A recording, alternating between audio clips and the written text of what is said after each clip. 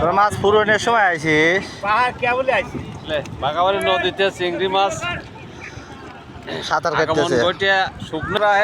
তো প্রিয় দর্শক মন্ডলী, হঠাৎ করে নদীতে চিংড়ি মাছ আক্রমণ করেছে। আসলে কিছুদিন আগে একটা মাছও ধরতে গিয়েছিল না, এখন হঠাৎ করে মাছ অনেক ধরা পড়ছে।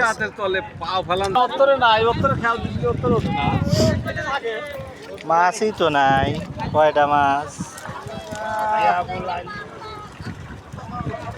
নদীর তাজা মাছ বলছি নদীর থেকে মেরে ভিডিও করে ভালো লাগে।